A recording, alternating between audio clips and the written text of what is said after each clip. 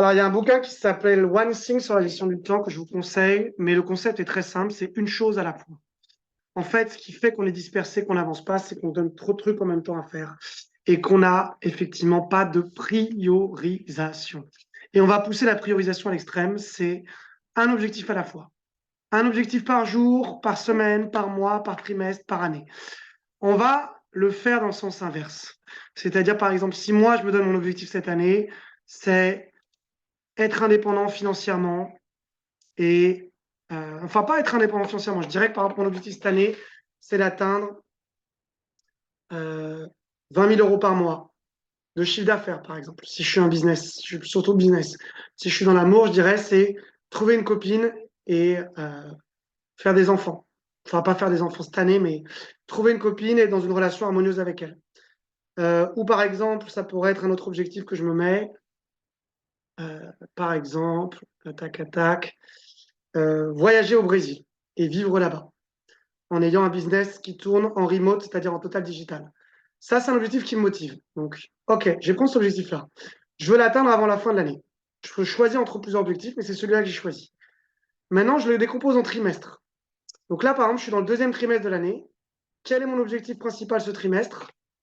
C'est gagner suffisamment d'argent pour pouvoir commencer à payer mon billet pour le Brésil. OK, suffisamment, c'est combien? Ça veut dire que là, je parle en marge et pas en chiffre d'affaires, mais je veux une marge d'au moins 1000 euros d'ici la fin du trimestre. C'est-à-dire que là, on est en avril, mai, juin. En juin, je veux plus 1000 euros. L'objectif pour ce mois-ci, c'est que je termine en positif en termes de marge. L'objectif pour cette semaine, du coup, dans cet objectif-là, c'est que je limite mes dépenses au maximum cette semaine. Et l'objectif pour aujourd'hui, par rapport à ça, c'est simplement, bah là, on est déjà assez tard, mais ça va être que je me rappelle que demain, et ben finalement, j'arrête les dépenses de type alcool, sucre et soirée au maximum. Et donc ça, je me suis engagé, et donc je vais m'engager auprès d'un pote ce soir. Donc, voilà comment je priorise avec une règle importante, c'est une chose à la fois.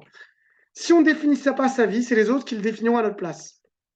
Ou notre vie sera définie par nos peurs et nos problèmes plutôt que par nos rêves et nos ambitions. Donc, vous n'irez pas vers, vers vos désirs et vous irez vers vos peurs. Et comme je dis souvent, si vous accomplissez pas vos rêves, vous allez accomplir les rêves de quelqu'un d'autre. C'est ce qui nous donne une vision qui fait qu'on peut rester motivé au jour le jour. C'est parce que on a cette vision à l'année ou même plus loin qui nous permet de savoir pourquoi on fait les choses. Donc l'exercice, c'est que vous notiez comme moi un objectif pour cette année, un objectif pour le trimestre en cours. Vous pouvez faire plusieurs trimestres, un objectif pour le mois, pour la semaine et pour aujourd'hui.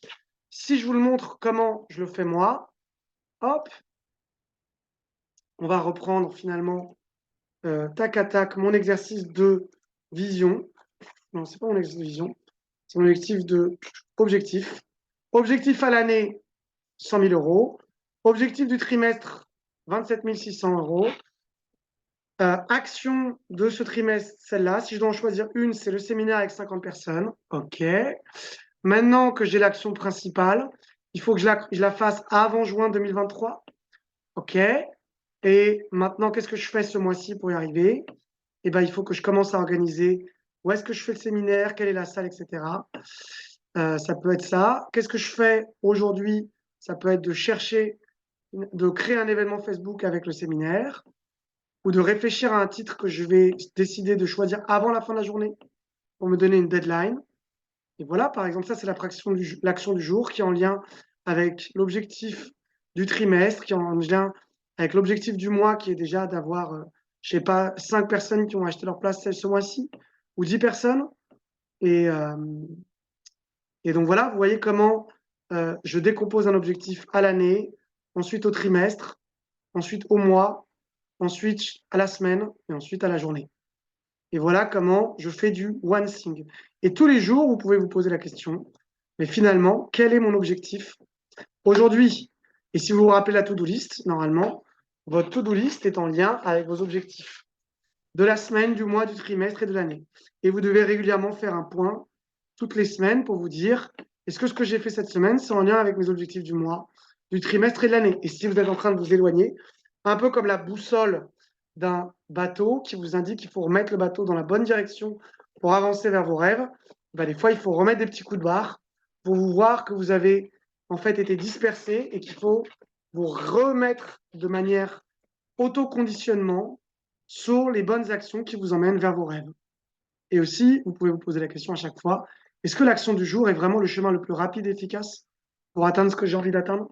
Ou est-ce que je suis en train de faire des actions qui n'ont pas beaucoup d'intérêt?